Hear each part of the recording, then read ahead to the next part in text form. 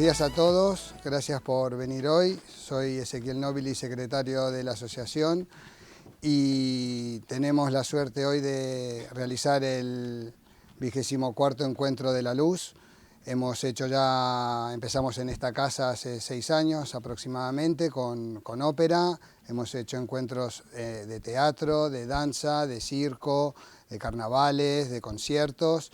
Y hoy, por suerte, después de mucho tiempo, tenemos a Valentín y vamos a unir dos mundos, que es la fotografía en el cine y en el teatro. Y esta película que van a ver ahora, que vamos a ver, lo resume muy bien todo. Y les quería contar un poco cómo va a ser la escaleta del día de esta jornada. Vemos ahora la película, que tiene una duración de 1 hora 26 minutos. Luego hacemos una pausa de 15 minutos. Está prohibido fumar, así que lo vamos a hacer aquí adentro, están los baños cerca. Y puntuales, vamos a empezar a -15, -10, ahora cuando termine lo vemos. El encuentro con Valentín, que nos va a contar un poco todo el proceso creativo, el trabajo. Ya tiene todo pautado cómo nos va a dar su charla y su exposición. Pues aquí Juan, por favor. Gracias. Buenos días a todos. Bienvenidos a este cine, a este mini cine, y agradecidísimos al Teatro Real y Ángel, que nos acoge siempre aquí en su casa. Yo creo que todo el mundo conoce a Valentín Álvarez, pero por si acaso hay alguien que no sepa qué hace, pues yo lo voy a resumir brevemente. Somos coetáneos, colegas, amigos, amamos la luz y a ella nos dedicamos. Creo que nos remontamos a los años 80 y pocos, donde empezamos juntos. Mi carrera por decirlo de alguna manera, se fue hacia la luz en el teatro, y la suya ha sido más diversificada y convive la luz en el teatro, la luz en el cine y la defensa a machamartillo, ¿no?, de la imagen, que tiene un discurso muy particular sobre la luz y la imagen, que seguro que en sus palabras posteriores pues lo va a definir muy bien. Valentín tiene ya un largo recorrido como director de fotografía, como iluminador de teatro, como cineasta, porque ha dirigido ya o codirigido varias pelis, y esta es una de ellas. Bueno, una de peli. Ok. Nada más. Alberga varios premios más. Es muy reconocido entre el mundo de los iluminadores y además es un amigo. Como yo represento a la parte más teatral, pues hay aquí un amigo que quiere decir unas palabras y que es director de fotografía. Óscar, bienvenido, y te paso el micro. Muy bien, muchas gracias. Yo soy amigo y conozco a Valentín desde hace varios años. Cuando la primera vez que nos cruzamos era en un corto que Valentín estaba fotografiando, era el director de fotografía, y yo estaba allí de auxiliar de cámara, que yo recuerde. Recuerdo que me llamó muchísimo la atención la manera en cómo trataba la luz, él, y cómo iluminaba, cómo entendía la luz, y yo no lo había visto nunca en realidad, en algo así. Yo estaba empezando, y como anécdota os diré que me acuerdo una vez que él quería como conseguir unos desenfoques por capas, en los últimos términos de un plano que estaba haciendo. Entonces empezó a poner bastidores de un difusor que se llama Hamsey Frost, que yo lo conocía como un difusor que se ponía en los aparatos de luz, claro. Y luego el tipo lo estaba poniendo así como por capas en bastidores y tal, que generando un desenfoque y tal muy peculiar. Y me llamó mucho la atención. Y dije, coño, si esta herramienta se supone que no se utiliza para esto, ¿por qué este tío está haciéndolo así? Y de alguna forma fue una inspiración para mí. Cuando coincidí con él en ese corto, me volví fan de él, por así decirlo, sigo siéndolo, y le he seguido en su carrera y lo que he ido haciendo, sobre todo en la parte audiovisual, digamos, ¿no? Yo soy miembro de la AEC, igual que lo es él, de los directores de fotografía, de la Asociación de Directores de Fotografía españoles. Aquí también hay otros miembros, otros compañeros. Y bueno, para mí Valentín es un virtuoso en realidad. Y por eso él puede dedicarse tanto a la iluminación escénica como a la iluminación audiovisual. estaba muy interesado en ver esta peli porque un poco como que fusiona ambos campos, ¿no? Y entonces es algo que tenía mucho interés en ver, ¿no? Cómo la iluminación teatral puede traducirse al cine o viceversa, ¿no? Bueno, y esto es un poco.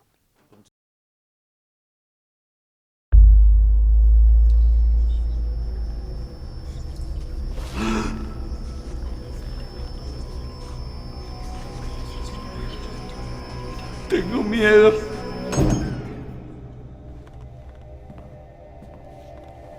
Sin monarquía no habrá democracia. ¿Eres Adolfo Suárez? Efectivamente. ¿Has muerto? ¿Cómo? Han puesto tu nombre, Aeropuerto Barajas. Bueno, lo han agregado. Ahora se llama Aeropuerto Adolfo Suárez Madrid Barajas. ¿Tú quién eres? Soy yo, Majestad. Juan Luis Cebrián. Rodolfo Martín Villa. Soy Jesús Hermida. Henry Alfred Kissinger. Soy un hombre a quien la suerte. Por cierto, aquí ha habido una masacre, cambio. He mandado fusilar a decenas de miles de personas. Y lo haría con millones si fuera necesario. ¡Hicimos la paz! De la muerte que va a unirse en lazo fuerte con tan leal ¡Traidor! compañera. El miedo ayudó a olvidar los sueños de la calle. Y es el rey quien sostiene la unidad de España. ¿Qué pasa en la calle? ¿Qué pasa?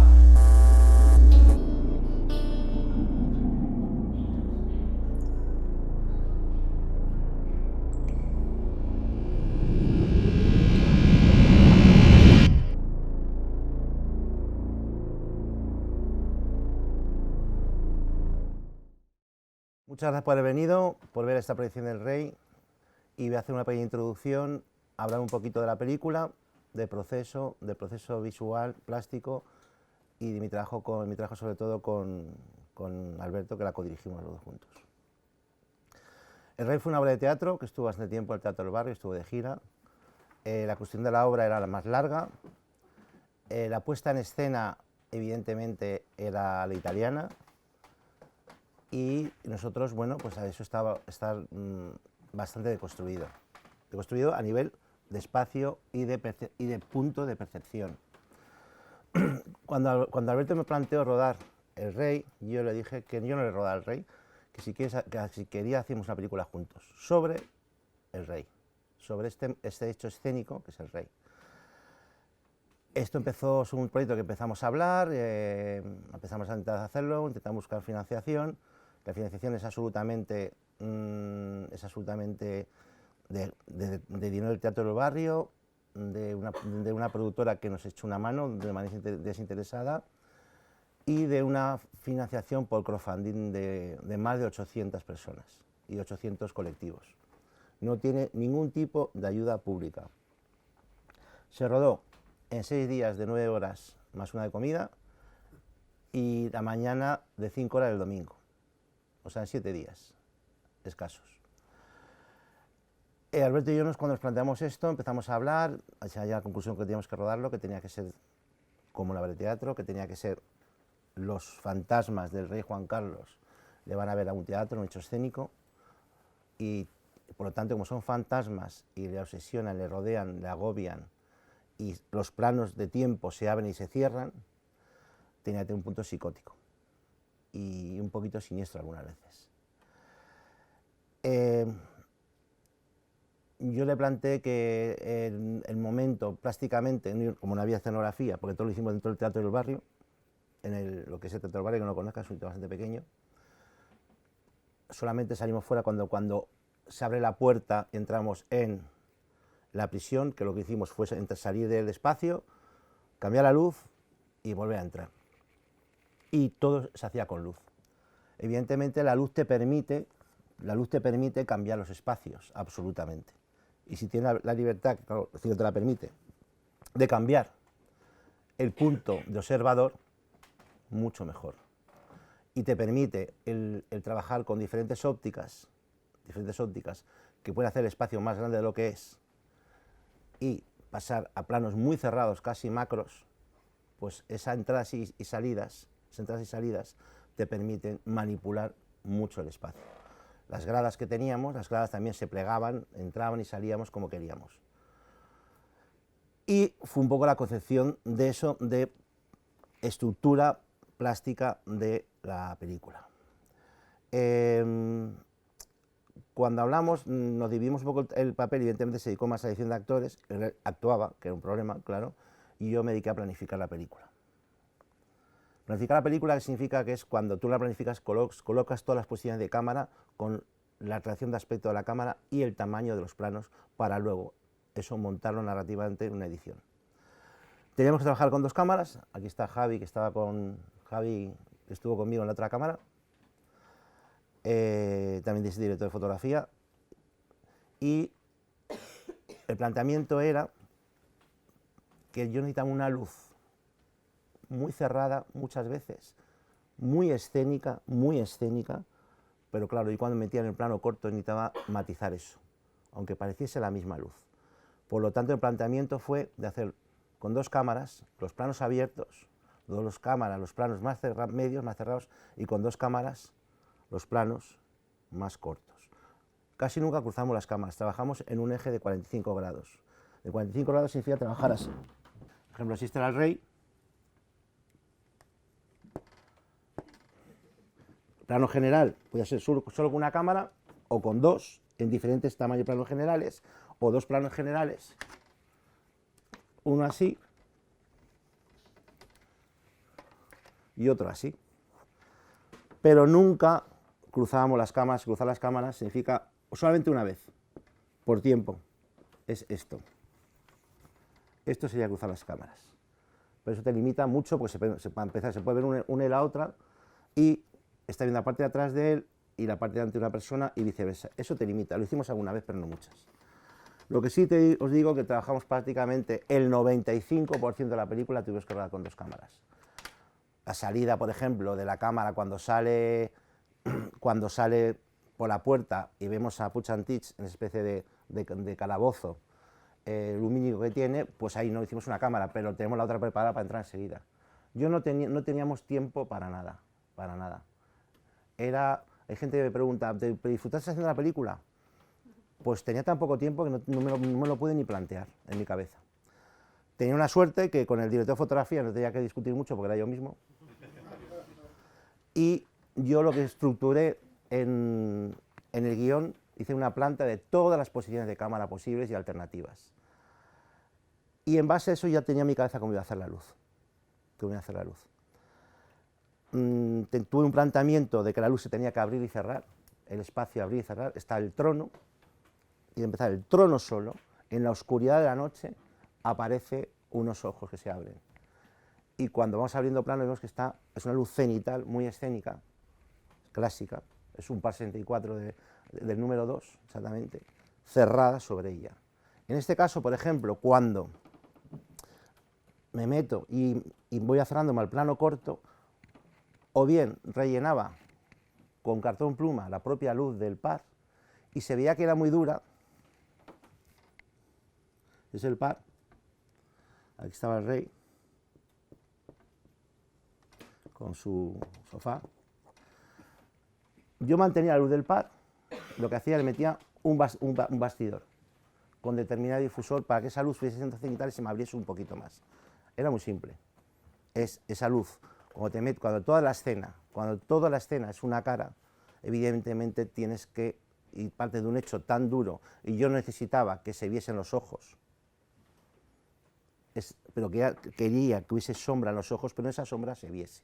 Si nos pasa muchas veces, nosotros estamos lejos, y vemos una persona que no se ve los ojos, te vas acercando hacia ella y se ve. Cuando te acercas a una persona, tú ves el espacio, te funciona la visión periférica, lo que sería un general en cámara. La visión periférica muchas veces no somos conscientes, pero nos influye en ver la inmensidad del espacio. Y cuando te vas acercando, la visión periférica desaparece en tu cabeza, en tu plano focal, en tu cerebro, y van apareciendo los ojos porque la acción de contraste baja normalmente a nivel del ojo.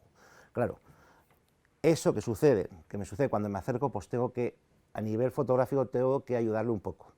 A no ser que en una secuencia realmente no quería que se vieran los ojos del rey. Pero fundamentalmente era porque imitaba el brillo, el llanto, la desesperación, y sacarle brillo constantemente a los ojos de Luis Bermejo.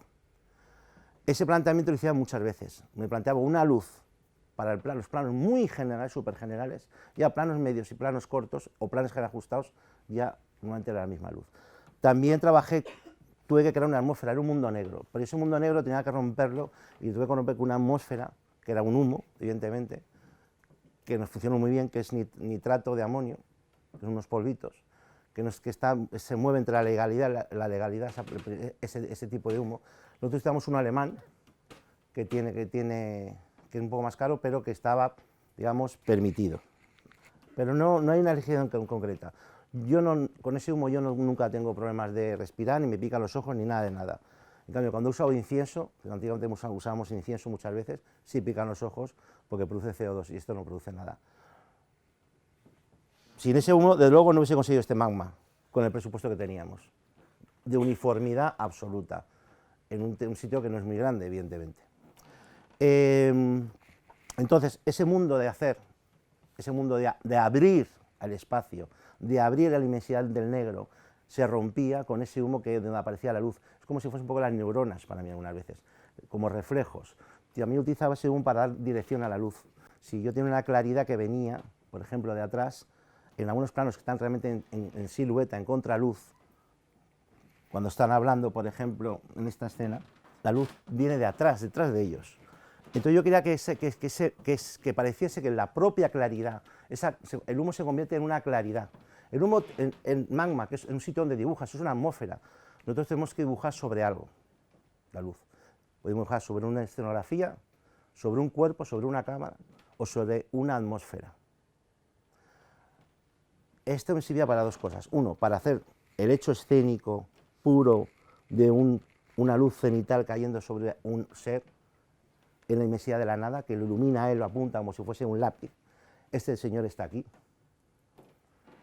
O estar fuera, como en los límites exteriores, de una claridad que se va abriendo, porque la claridad de momento, si os recordáis, había un momento que se rompía en un segundo, entraba otro cambio de luz y se iluminaba todo en un tono frío. Se abría el espacio de golpe, sin que te diese tiempo ni a pensarlo. Las transiciones, digamos, en nada de tiempo, violentas, rápidas. Como cuando tu cerebro hace un clic.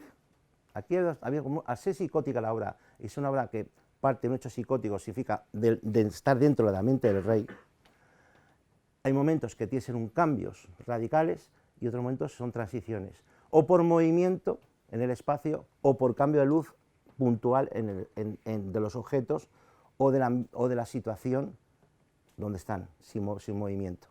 En este caso, ellos vienen de atrás. Hay un traveling que salen de un magma de luz, exactamente, salen de un magma de luz, ahí, ahora,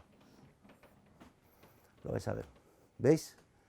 Salen de ese magma de luz, lo atraviesan, vamos con un traveling retro, narrativamente, que es como si yo en mi cabeza estuviese abriendo la escena, se sientan y salen de esa especie de mundo lumínico que hay detrás, que entrar y salir hace que el espacio desaparezca y se convierta en un sitio totalmente etéreo, algunas veces. Y algunas veces no. Cuando yo sacaba las paredes, se veían más paredes con el Push and Teach, no tenían que ser etéreo, tenían que convertirse luego en etéreo cuando le matan. Aquí parece que la luz viene de ahí, pero no viene de ahí, evidentemente. La luz viene del suelo, de abajo, generalmente. Y muy difusa, muy dibujada para, aunque esté en mucho contraste, pero muy difusa para que las líneas tengan un esfumato tremendo y no marque una sombra definida. Porque cuando viene una claridad, de una luz indirecta, nunca la luz está muy marcada, la sombra marcada. Lo contrario cuando teníamos la sombra de los ojos, que era marcada, que era puntual. Era algo marcando un punto y aquí es lo contrario, se abría el espacio totalmente, se abría a todo el campo de visión de la cámara o del ojo humano. Cuando él se acerca, pues evidentemente necesito que se vea lo justo, un poquito nada más, se vislumbre la cara de Alberto. Y pues yo para eso yo suelo utilizar una sola fuente de luz y lo demás son rebotes. Rebotes en el suelo, en la ropa, o muchas veces utilizo mucho cartón pluma. Cartón pluma lo conocéis todos, blancos, negros, grises, para reforzar ese golpecito. Simplemente esa claridad que le da Alberto cuando se acerca es un cartón pluma cogiendo la luz que se escapa un poco. Para no marcar dos fuentes de luz, a no ser que estoy con aparatos o fuentes de luz que están dentro del plano y que las veo, sí que puedo meter diferentes fuentes de luz. Por ejemplo, cuando habla, aquí se ve, ¿ves? En ese mundo que vienen, entran y salen, que te recuerda a un mundo de vara escénica, evidentemente de luces, que hay atrás, que te recuerdan como si casi estuvieses en la escena, estuviese hacia el otro lado. Y esto es un poco en el backstage, en la parte de atrás. Esto no tiene que ser evidente, porque yo no he pretendido nunca que fuese evidente, sino que fuese de sentir. Tú estás despistado, pero tú sientes las cosas sin llegar a pensarlas muchas veces. Pero sabes cómo son las cosas y te llevan a una situación emocional determinada. Es situarte en espacios determinados de una manera sutil. Aquí tienes que jugar con el backstage y la escena. Por eso hay una escena también donde están en la oscuridad y de repente se encienden todos los par 64 que están como bajados. También era una idea, quiero rodar ese espacio, marcarlo y cerrarlo de golpe, cuando está en un mundo sin límites negros, sin límites de paredes, y de repente aparecen de golpe. Aparecen de golpe en la secuencia de que explican el golpe de Estado y Martín Villa. Tiene que ser, hay dos maneras de hacer claustrofobia, con un negro y un hecho puntual, de luz, perdona que me voy yo de la luz, que tengo manista de pie, o precisamente cerrándolo físicamente. Eso, yo tenía 4 paredes, va a ser sutil, tenía las 3 paredes con las varas bajadas de par 64 pegando en el suelo. Yo quería que la luz que apareciese, que surgiese del propio rebote de la luz en el suelo, pues la luz viene de abajo, todo va hacia abajo, pero hay una barrera infranqueable donde surge Martín Villa, porque en la 4ª pared también. Y lo que hicimos fue mover la cámara, saltar el eje precisamente para que pareciese que era un cuadrilátero cerrado con par 64. La sensación de que estuviesen abajo, pues lo mismo, las varas están esperando, está todo abajo. Pero tienen vida, o sea, tienen vida porque el teatro se va deconstruyendo y construyendo dependiendo de las situaciones psicóticas del rey. Y además, luego lo acompaña, evidentemente, todo eso acompaña a lo que cuenta la historia, que es la historia de este país, en parte. Dentro de esos psicóticos se va contando una historia, que es lo importante, dentro de cómo lo cuentan los personajes y la creación de esos personajes que están en ese mundo tan irreal. Esa es la base de la estructura de luz fotográfica de El Rey. Así de cabo no es más que eso, no hay más. Luego también, bueno, movimiento de cámara pocos, porque no teníamos tiempo ni dinero para mover la cámara mucho.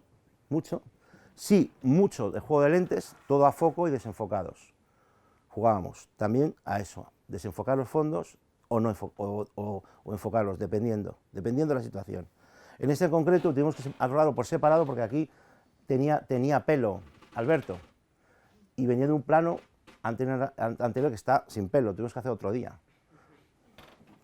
Yo tuve una ayuda brutal por los técnicos de iluminación del Teatro del Barrio, increíble, porque la verdad fue un trabajo maravilloso de banda rock and roll, de todos a una fuente ovejuna, que con la intensidad que he vivido yo esto pocas veces. Había un compromiso tremendo.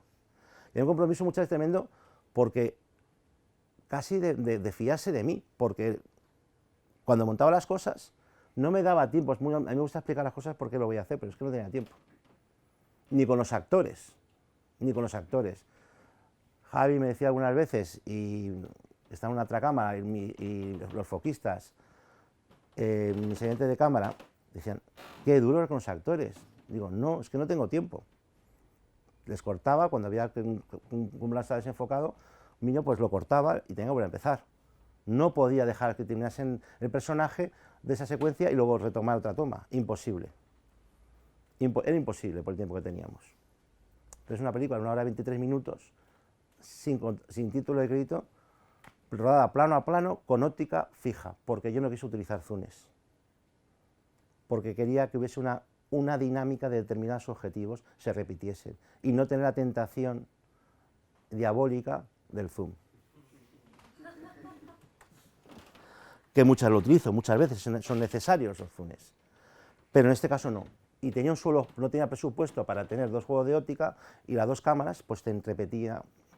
Por ejemplo, tenía que hacer 2 planos que a lo mejor plano contra plano que necesitaba el mismo objetivo, pues tenía que buscarme la vida entre el 35 y el 50, el 35 y el 24. Los planos que no hay escorzo, que hay algunos que no hay escorzo, son muy Cohen, porque los hermanos Cohen nunca trabajan con escorzos, por lo tanto, si tú trabajas con un objetivo muy tele, tienes que meter escorzo porque si no falta alguien en medio. Si tú quieres hacer algo sin escorzo, tienes que ir a lentes más abiertas, 32, 50, 40, 24. Pues si te vas a más tele, te falta alguien en medio. Se nota que falta alguien. A no ser este es un plano cerrado, digo un plano medio por aquí, típico de plano contra plano. Que veis ahora cuando se habla de Kissinger, yo me obsesioné mucho, hubiese mucho perfil, trabajar con mucho perfil, frente y perfil. Yo uso la teoría que el perfil explica tanto como un plano frontal. Lo que pasa es que cambia la forma de la cara, es otra forma, pero es donde marca la mirada. Tú de frente, tú puedes mirar esto, pero cuando tú estás aquí y miras, se van los ojos y vuelven a entrar. Y tienes también este frontis, y la subida de la cabeza. Me ayuda mucho los planos, será obsesión mía, narrativamente me cuentan mucho los perfiles, en los planos cortos, en los planos medios, muchísimo. En este caso queríamos que muchos personajes fuesen muy fantasmas, que apareciesen, por ejemplo, cuando aparece el primer fantasma que aparece, que es Cebrián, aproveché una cosa que había ahí, que era ahí sí también utilicé un recorte con gobo, de una rayita, porque quería que fuese una rayita de luz, y estuviese casi en el límite, me entro y me salgo, o sea, como una aparición de un fantasma que está casi diluido, y se le ve muy poco y cuesta hasta verle. Ese fue el primero que aparece. Otros aparecen, como Carrero Blanco, en un magma de humo, detrás ese magma, que se le vislumbra, pero no se le vislumbra bien, que no es muy evidente como se les ve. Otros sí, como por ejemplo Martín Villa, con sus gafas. Usábamos parte de atrezo que recordasen en algo a los personajes. Y mira, este es el momento porque para mí era como si un tío saliese de la tumba. Se juntan un muerto, un fantasma absoluto, porque es un muerto que vuelve pues ha muerto hace poco y vuelve hace poco. Y como tiene Alzheimer, es una cuestión, no tiene claro, sigue estando muerto con Alzheimer, o sea, no tiene claro que está muerto ni muerto. Entonces, claro, él está asustado. Si realmente Juan Carlos casi tiene parte siempre de es niño todo el tiempo. Es niño. No llega a ser adulto nunca el personaje. Y por eso es tan importante la humedad en los ojos. La humedad en los ojos es con luz, como todo. La imagen, la luz, realmente es lo mismo.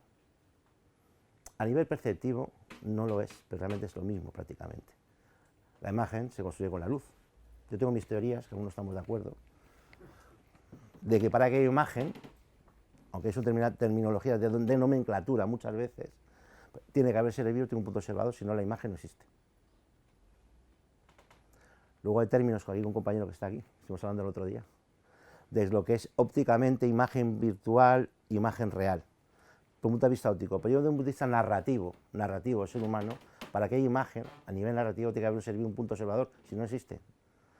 Y yo hablo mucho, que me decía Juan, de que yo hablo de la imagen escénica, porque yo tengo la teoría que la luz no vemos la imagen creada por la luz en nuestro cerebro, pues nosotros vemos con el cerebro. No vemos, los ojos nos ayudan a construir una imagen en el cerebro, y es una imagen lo que vemos, la luz construye esa imagen, es el magma, es lo primigenio para que surja esa imagen. Pues ahora, siempre nos referimos a la imagen cuando hablamos de cine, no, me gusta hablar de imagen escénica. del concepto de imagen escénica. Y aquí he intentado unir de un planteamiento que parezca, que sintamos a través de un hecho cinematográfico la imagen escénica. Más o menos eso, no sé si me he explicado bien, y yo creo que ahora deberíamos entrar en un turno de preguntas, por favor. Y preguntar sin problema, lo que queráis, ¿eh? Para el cenital que usaste para el rey, dices que pusiste un bastidor.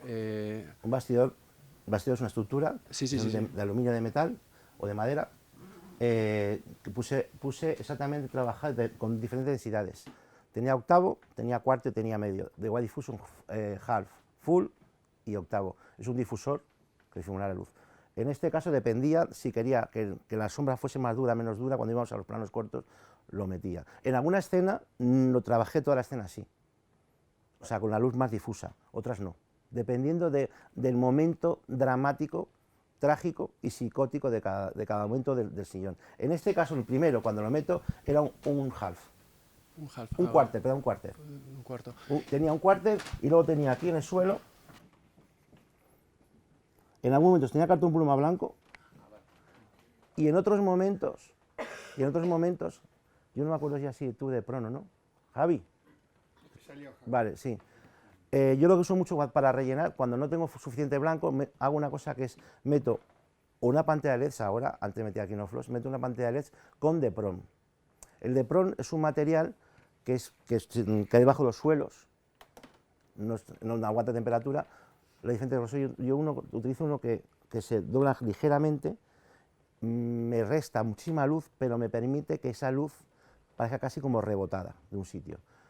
Me permite, es tan abierta y tan difusa que me permite mezclarla fácilmente sin que me marque sombras contrarias en otra dirección, el Depron. Y algunas me montaba cartón pluma blanco o a lo mejor un aparato con un Depron que yo lo bombeo para que difumine más. Hago una especie de cúpula de difusor.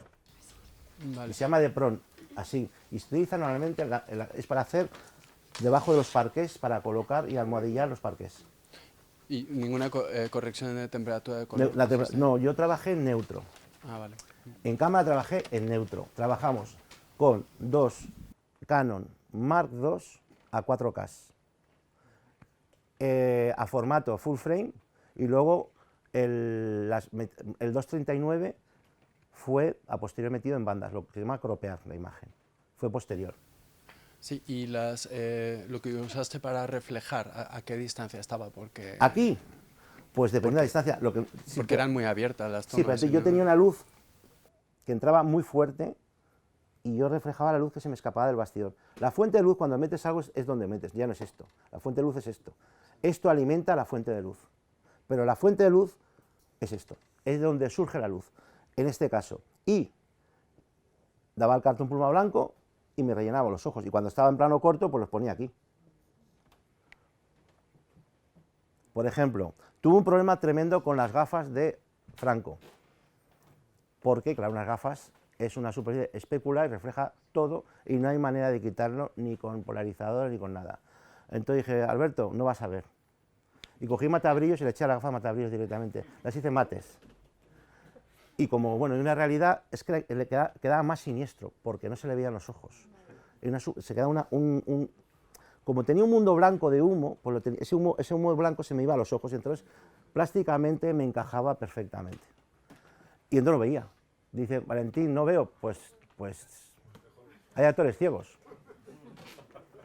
Y además, para hacer de Franco, no había que, porque es tan rígido, es tan rígido en su historia. Esta escena, esta secuencia que veis, claro, parece que estamos en un sitio enorme porque van andando.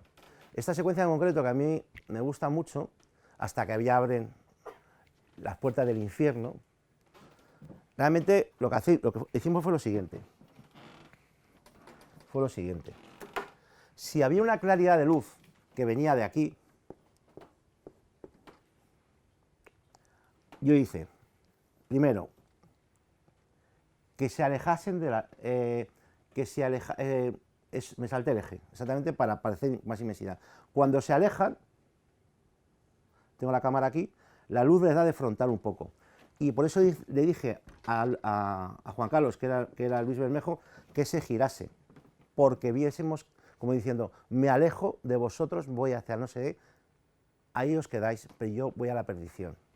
Entonces se va alejando con una cámara contrapicada, con angular, se gira, yo dije, gírate aquí, como mirando por encima de la cámara, como mirando la vida, y me voy al infierno con el demonio.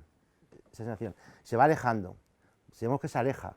Dejo mucho aire por arriba para que la sensación que cuando dejas mucho aire por arriba en un plano y siguen avanzando parece que se van yendo hacia abajo, porque es todo llano y es pequeño. Luego, lo que hago es como si pusiese una cámara aquí. Como viene del fondo, ya es esa contraluz, porque viene de la luz, donde está el teatro. Me salgo del teatro, del mundo escénico y me voy a las catacumbas. Entonces están ya a contraluz y van avanzando y pasan de cámara. Y yo hago otro que es ya el recorrido, que es, en vez de que vengan para acá, pongo un plano mucho más abierto, con mucho aire por arriba, pongo aquí, y en vez de decir que vengan así, que anden en esta dirección. Entonces lo que pasa, parece que yo, lo que ha parecido es lo siguiente, ellos parecen una dirección, parece que tiene una cámara puesta aquí, otra aquí y otra aquí, ¿entiendes? Pero lo que han hecho es cambiar de dirección. He abierto el plano, lo corto, y al cambiar la posición de la luz, parece que van avanzando por otros mundos, y que han pasado por sitios inmensos. La música te condiciona ver la imagen de una forma u otra. Nada más. Y la luz viene de abajo y ahí, marca ese perfil, esa línea blanca. ¿Ves? Ahí mira. Sí, la luz ya está al otro lado. Pasa entre cámaras. Y sí, más abierto todavía, más plano, con mucho y una claridad. Van pasando como ciudades, como sitios. Sonido, abren y entran en el infierno.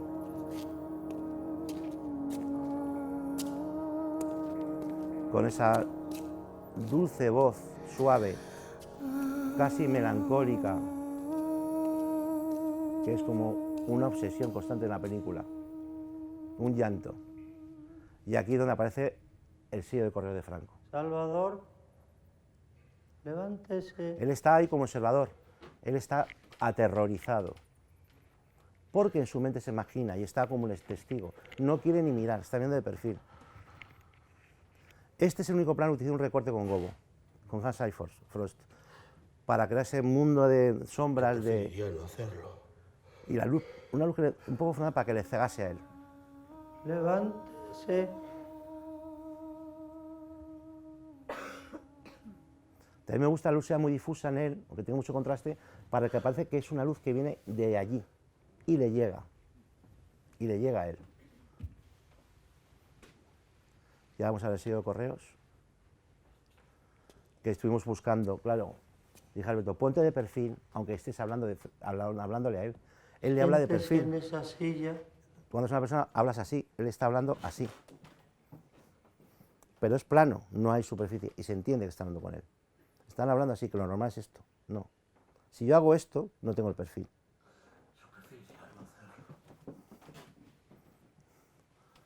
¿Ves? Habla de perfil. Y además, eso también da cierto desprecio. Siéntese en esa Paso de silla. ti.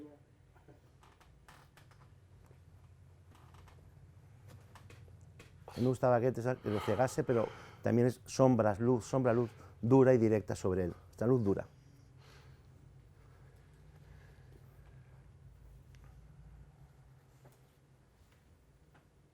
Aquí, el sello de correos perfecto ya.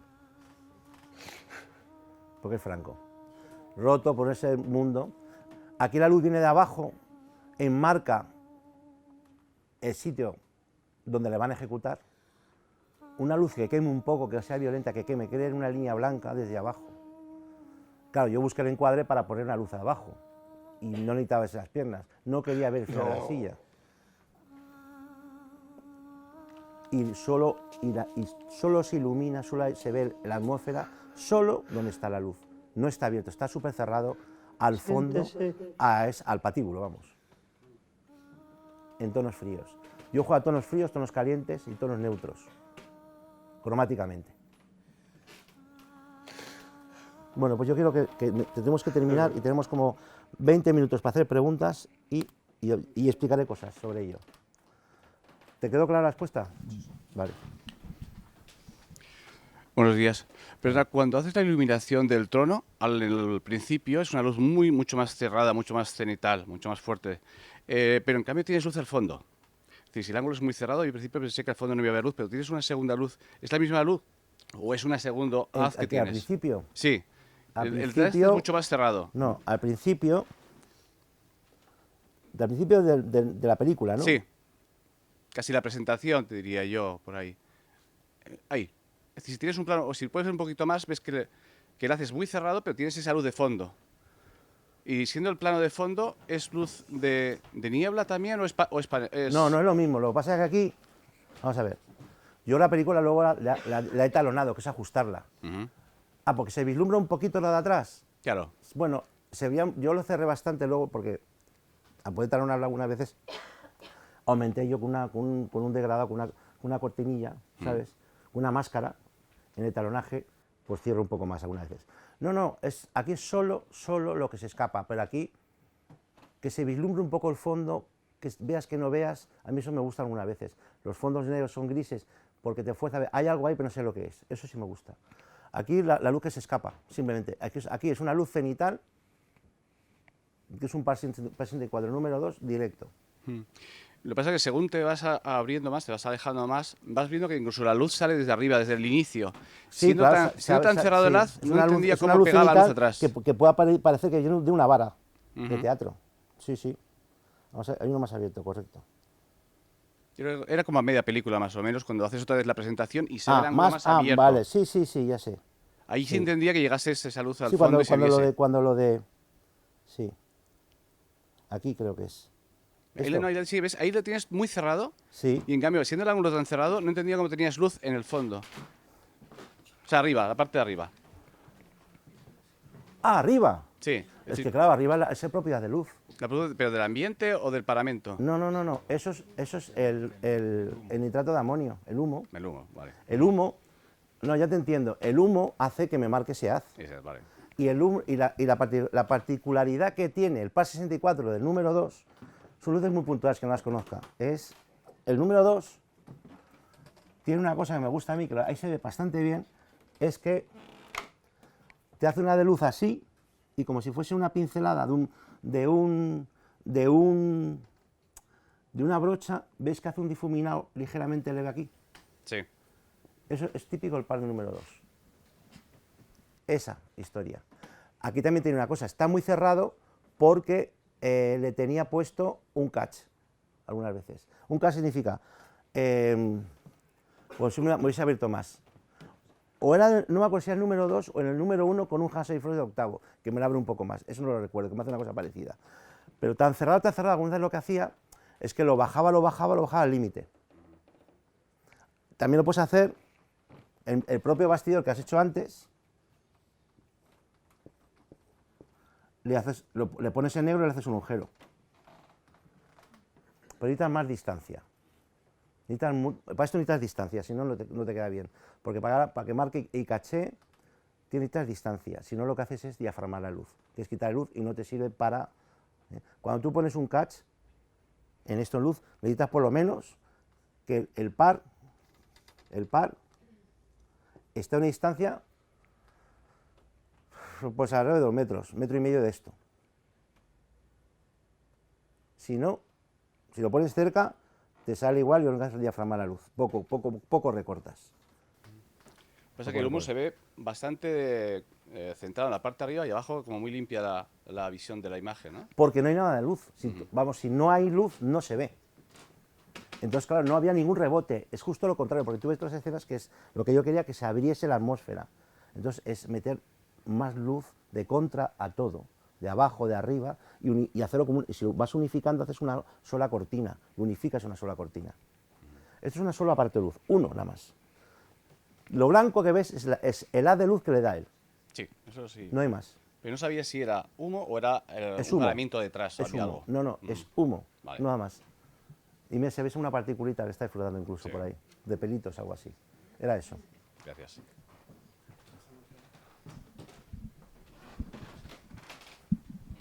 Hola. Me da mucha curiosidad saber, a grandes rasgos, pues tampoco para extenderse, cuál era el planteamiento en el hecho teatral y no en el hecho audiovisual. ¿Cómo era la luz en el hecho teatral? Yo no la hice. Ah, vale. No la hice yo. La luz del teatro no la hice. Yo la vi, no la hice. Había, por ejemplo, aparecía esto, pero había un recorte que iluminaba la cara. Aparte. Había esta única luz, solo la hacía yo. Había una luz puntual cuando aparece. ¿Había cosas que te recordaban? Sí, pero realmente yo volví a diseñar la luz para que pareciese escénica. No partí nada de la luz que había. Solo de este momento y del momento de la cama. Pero en la luz de la cama... De la lámpara. Cuando está en la cama, que es Sánchez Ferrosio, Chicho, en el teatro había más luces, había una luz recortando la cámara. Y yo lo único, para iluminar la cámara, solo me puse una bombilla más potente, la metí en mesa y le di una posición para que me iluminase. La única luz que ilumina a Sánchez Ferrosio es la luz de la propia lámpara. Y en el diseño escénico había más luces. Había esa lámpara, pero había más luces, marcando la cama y todo eso. Pero en cuestiones de color, de posición de las luces... O sea, lo volví a diseñar. Todo de cero. Volví a empezar de cero. Totalmente. Era un diseño para el Teatro del Barrio, que es un sitio muy pequeño. Había luces de calle. Yo lo cambié entero. Vamos, había humo, había atmósferas psicóticas, pero no usé nada. Lo volví a hacer entero. Estos momentos que se rodea todo de luz. Es que ni me lo planteé. Surgí, por ejemplo, sí. El sillón, que es el mismo, y una luz puntual sí la había. Claro. Pero no había una sola luz puntual, había una luz puntual con más cosas. Para así verse la cara, yo no. No, está claro que en el teatro tenés que apoyar porque... No. Yo si hubiese hecho en teatro yo no lo hubiese puesto tampoco. Vale. Lo rediseñé de nuevo. Partiendo que es un diseño estoy muy pequeñito y con un presupuesto muy limitado. Si yo meto un relleno así en teatro, es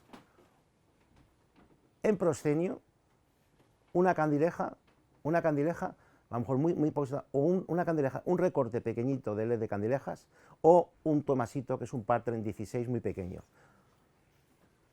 Le hay un toque en la cara, pero no quiero que se me metan, porque si yo meto una luz aquí, esto desaparece.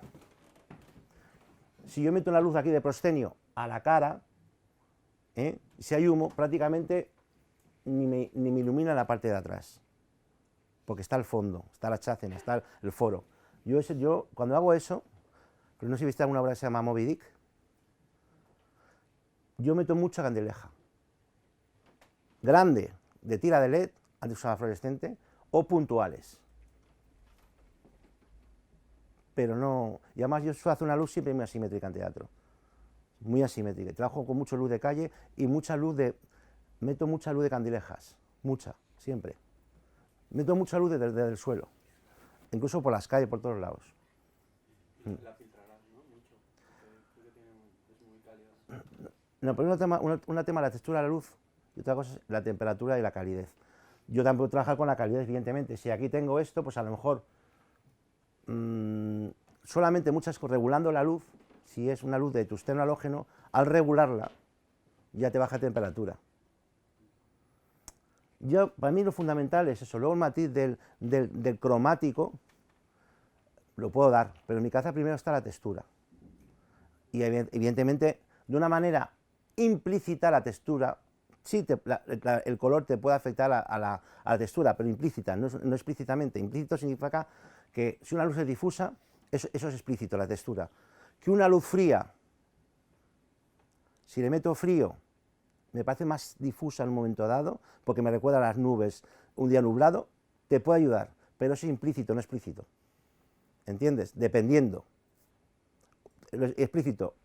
El cine y el teatro necesitan el movimiento para existir. eso es explícito. Una fotografía de Cartier-Bresson cuando está saltando en un charco y pasando de un ladrillo a otro, tiene movimiento implícito, pero no explícito, porque no necesita, la fotografía o un cuadro no necesita el tiempo para existir. ¿Entendéis? El cine y el teatro, si no hay tiempo, no existe. No existe. No pueden ni nacer. Entonces, digo implícitamente sí, pero explícitamente es la textura, el difusor, la forma, la sombra, si tienes el fumato, si las sombras son más difusas, la posición y la dirección. No es lo mismo una luz difusa de frente, lateral y a la distancia que esté y en el entorno que esté. No es lo mismo, por ejemplo, la luz difusa que yo metía en las caras, que te recordaba la luz que venía de atrás de ese magma lumínico. Si yo le quito ese magma lumínico, automáticamente esa luz que meto ya se ha cerrado, porque la luz viene de un solo punto. ¿Entendéis? Si yo tengo un magma lumínico detrás en blanco, cuando estaban hablando con Garrigues Walker, que estaban a contraluz, que los siguientes, cuando están tomando el whisky, si yo quito el fondo ese de luz y lo hago sin ese humo, automáticamente ese mundo lumínico de atrás desaparece, esa gran mancha de luz. Entonces yo obtendría dos puntos de luz que surgen. Aquí están escondidos, están camuflados. Están camuflados, se pierden. Como se pierden en una base cromática y se pueden perder muchos animales en la selva. Están camuflados, es un tema de camuflaje. A mí me gusta camuflar la luz, para que muchas veces no se note dónde está la dirección de luz.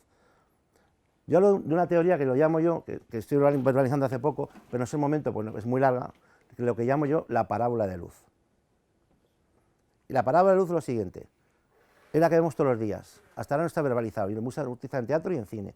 La parábola de luz es lo siguiente, el sol exterior marca una posición, se degrada por el otro emisor de luz, que es la cúpula celeste, y ilumina a una persona. Un punto más fuerte se va degradando, eso es la parábola de luz. Y eso me gusta usar en teatro y en cine. La parábola de luz. Para mí el mundo contra principal y relleno, está muerto. A nivel de pensamiento, está muerto, en mi cabeza.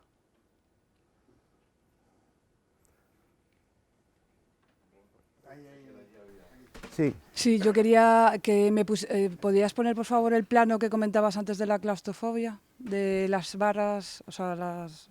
¿Dónde están todos los pares? Sí, sí. Abajo. Sí, ahora mismo.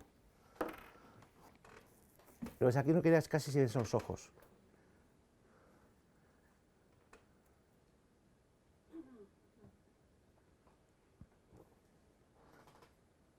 Paisaje perfecto, inmóvil. Esto es una luz cenital con un difusor. Y aquí además aquí no usé un par, usé una luz más abierta. Yo creo un Kinoflow ligeramente cálido.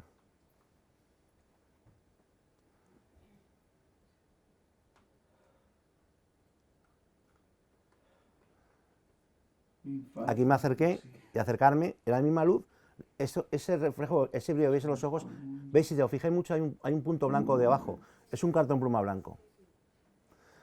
Esto como lo hago en teatro, yo con la candileja, pongo candilejas y las tengo seccionadas por zonas en el proscenio y doy un toquecito, en frío o en cálido.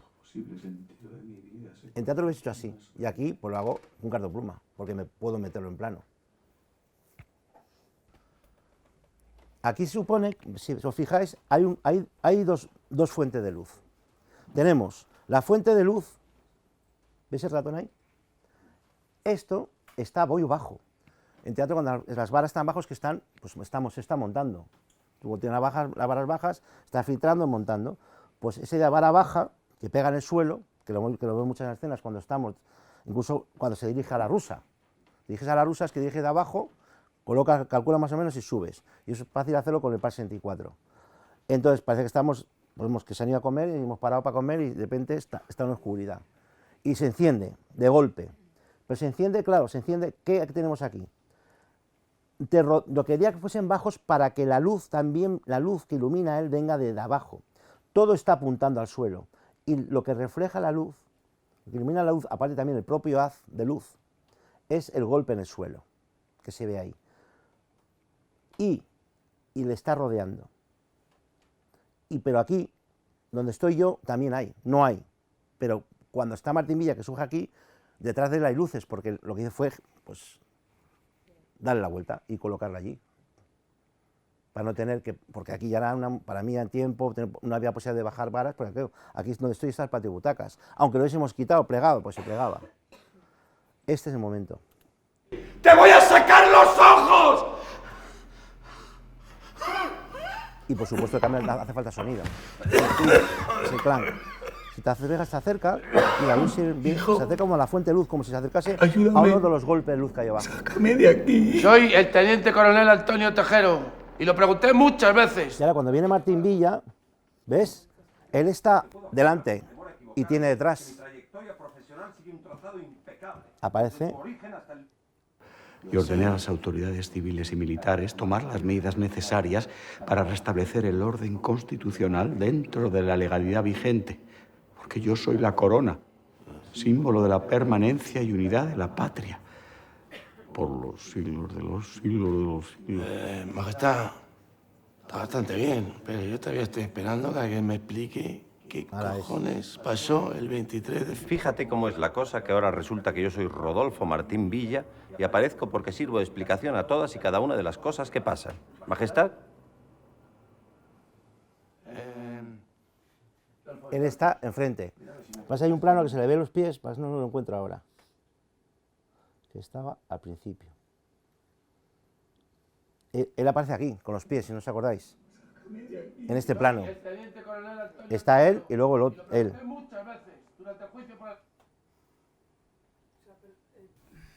Dime. La luz esa cuando está en el suelo, cuando está Juan Carlos así agachado en el suelo, ¿qué es? Ah, eso es un aparato de LED con difusor. Para reforzar a la altura del golpe de luz. A la altura suya del Yo lo suelo. que hice, en vez de montar totalmente frontal, lo metí un poquito para que tuviese un leve contraste en la cara. Un poco de intención, para que no fuese una luz tan plana en la cara. Pues un matiz de pastelero, vamos. Valentín, simplemente darte las gracias por tu tiempo y por compartir este proyecto con nosotros. Y bueno, observaciones. Yo he visto la película por segunda vez y por tercera te felicitaré, porque es el teatro dentro del cine, el cine dentro del teatro, y creo que ahí está el valor de este testimonio, que por otra parte, desde el punto de vista documental, es importantísimo. Aquí hay mucha gente joven que no sé si conoce la historia de España, pero la muerte de Puig Antich desencadenó una obra que Joglar hizo que se llamaba La Torna. Por esa obra les metieron en la cárcel. A partir de ahí empezó toda la guerra por la libertad de expresión, ese anagrama que había.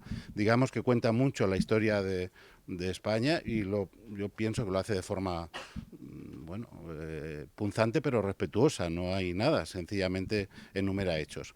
Volviendo a la luz, he visto cosas que viéndolo aquí en este cine pequeñito, cine de barrio, me parecen maravillosas y las he visto más cercanas, que es todo el movimiento, el tránsito de la luz, la dinámica de la luz, que de repente, con la cámara abierta, un cambio de luz no solamente cambia una escena, sino cambia personajes. Y esto es difícil de entender porque son los mismos actores haciendo miles de personajes y de repente la luz consigue que con un solo cambio no solamente la situación es otra, sino que el personaje ha cambiado y lleva la misma caracterización, ¿no? Yo creo que eso es estupendo. Yo creo que cuenta mucho narrativamente, lo cuenta todo y está muy conseguido. Y luego, pues bueno, se nota que vienes del teatro y eso es maravilloso, y porque los directores de fotografía que vienen al teatro, he tenido la fortuna de trabajar con muchos. Lo de hacer una narrativa seguida en 2 horas sin cambiar los focos de sitio, sin cambiar las cámaras de sitio, sin nada, les cuesta mucho. Entonces aquí el que dentro del diseño de luz, del diseño de fotografía, la luz cambie con la cámara abierta, pues lo empezaron a hacer los maestros tipo Storaro y lo siguen haciendo mucha gente maravillosa, pero no es un código que se maneje de forma abierta. Es un código conceptual, no realista. Claro, exactamente. Un código conceptual y es una obra bastante conceptual, evidentemente. Claro, los actores son los actores y no se esconde que sean actores. Pero se les olvida por el hecho de que entran por la dinámica psicótica de la obra. que ya te olvidas que es él. Al principio lo ves, pero se te olvida. Hombre, son actores que son fantásticos, porque sin estos actores esto no es, yo no hubiese podido hacer nada, eso desde luego. Son 3 actorazos que es, vamos, que es un lujo, un lujo. Y tenían los personajes y la construcción del personaje muy construida. Lo único que hay que tener cuidado, claro, yo he hecho mucho teatro y mucho cine, es que un actor en teatro tiene que proyectar un poco más la voz y cuando estás en cine esa proyección la tienes que cortar. No es que se imposte, no es una cuestión de no te cambia ni la cara, son simplemente que proyectas más. Y una cosa, que aquí tenemos planos muy psicóticos, muy macros, prácticamente macros de los ojos, y claro, ahí sí que cambia, porque yo estoy en teatro, por ejemplo, cambian ciertos códigos, y yo quiero que yo miro a Pepe que viene por aquí, si hago como los ojos así, tengo que hacer un poquito así, si no, no sé a dónde miro. En plano corto, aunque hagas así. El mundo, lo que más aunque yo utilizo el brillo de los ojos en teatro también, cuidado, pero es que es un mundo, en un plano de detalle que es un macro, que ya va más allá de la visión humana, aunque yo creo que la visión humana tiene macro, porque cuando vemos un móvil estamos en macro. Para mí el macro es esto, en la visión humana, hasta donde enfocas. Esto sería mi macro, mi escala macro, hasta donde enfoco. Y con los móviles estamos todo el día con el macro, cada vez más. Ese mundo macro, que es un ojo, porque claro, la manera de entrar en el cerebro de una persona es a través de los ojos. Si tú quieres entrar en psicología, te pones la cámara a la altura de Raquel, hago un traveling y me voy a los ojos y me meto dentro del cerebro, narrativamente. ¿Qué se puede hacer en teatro? Sí, se puede hacer en teatro. Se puede hacer en teatro. Si un actor ralentiza su movimiento y yo, sin tener que perder hacer oscuridad absoluta, no hace falta, o sí, voy cerrando la luz sobre sus ojos, es parecido, entro en sus ojos, porque consigo un brillo, entro en sus ojos.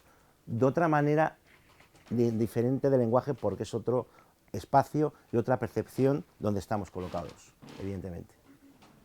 Pues se podría hacer.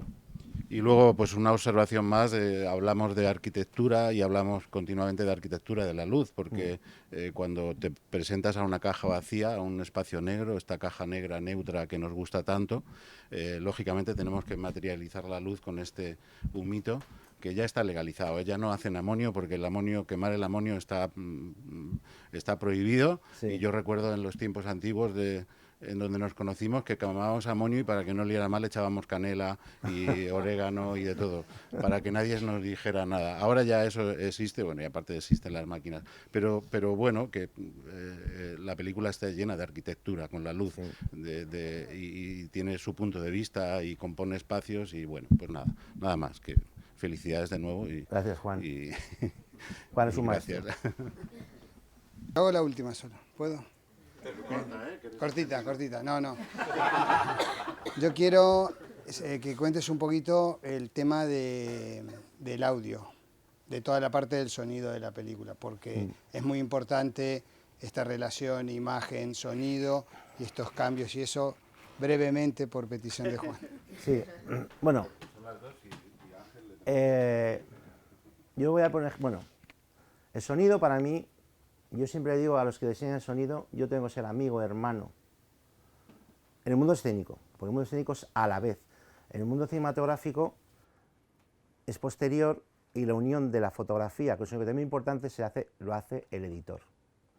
Pero en el mundo escénico, el editor es el que crea los cuadros de iluminación, los cuadros de imagen. Es el editor. Y el editor es el que une la imagen con el audio y le crea esos tempos. Evidentemente, yo cuando estoy manejando una cámara, moviendo, si sé el sonido que va a haber en una escena de terror, pues me viene bien, porque le doy un tiempo a la cámara y me viene bien. Pero digamos, no es una manera tan explícita. Pero aquí el sonido que estamos creando, claro, yo como codirigía la película, pues claro, iba a estar con el editor y sabía el sonido que íbamos a hacer, como queríamos hacer, y encima hacía una luz que me marcaban campos. O sea, también si hace una película, voy a hacer un cambio de luz, digo al sonido, aquí necesitáis meterme un cambio de luz. A mí me gusta hablar con el que diseña el sonido en cine también, por supuesto. porque no, si no, no lo puedo hacer. Pero el tema del sonido es que la imagen es selectiva y el sonido no es selectivo. Tú vas a ver cómo dos coches se pegan una hostia y yo cierro los ojos, no lo oigo, pero el golpe no lo veo, pero lo voy a oír siempre. De noche, nosotros vemos en nuestro cerebro imágenes, pero no tenemos estímulos exteriores. De sonido sí. Tenemos estímulos exteriores. Nunca podemos dejar de oír.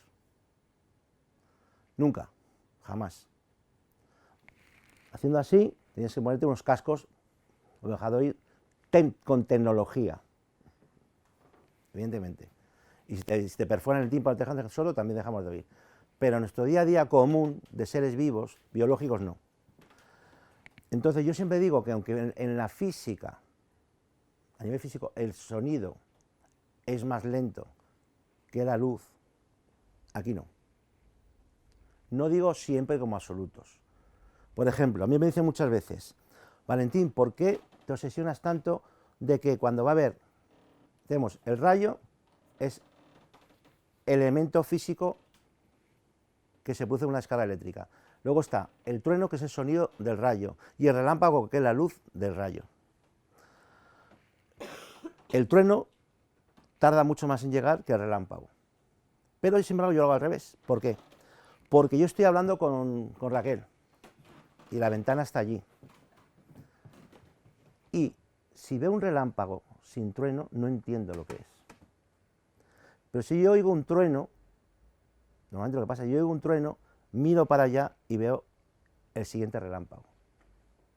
Para entender el relámpago, necesito el trueno. Tiene mucha más información a la mente el sonido de un trueno que un resplandor de un relámpago, a no ser que vea el rayo, es otra cosa. Porque por eso pues, el sonido trae mucha información directa. Y la luz requiere construcción, que el sonido no necesita tanta construcción como la luz. Porque la luz, para enseñar, tiene que crear imágenes.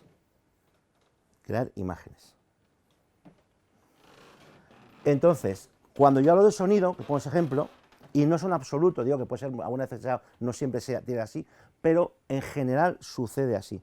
Yo necesito que el sonido, cuando estamos en un espectáculo, son dos sexos diferentes, este y este, y tienen que copular entre ellos. Tiene que haber sexual entre el oído y la vista, el sensor de la luz y el sensor de la sonda de presión acústica, que es el sonido. Y yo tengo que tener relación sexual con el que crea el sonido, siempre. Siempre. Yo lo digo siempre. Tengo que ser hermano del escenógrafo y amante de que hace el sonido. Porque me predispone absolutamente que los cuadros que hago se vean de una forma u otra. Totalmente. Este cambio de luz, yo le meto ese chasquido de cortocircuito leve, con ecos, esa inmensidad, ese canto, que cuando se mete a un sitio, a ese espacio vacío, el espacio vacío se multiplica por 100 en tu sentir. ¿Y por qué digo por sexo? Porque lo que importa es el sentir. De todo esto lo que importa es cómo se siente, que es incontrolable. El conocimiento se controla, el pensamiento también, pero el sentir no. Y yo me digo, yo trabajo para sentir. Y de ahí que surja el pensamiento y el conocimiento, pero no al revés. Un aplauso, por favor.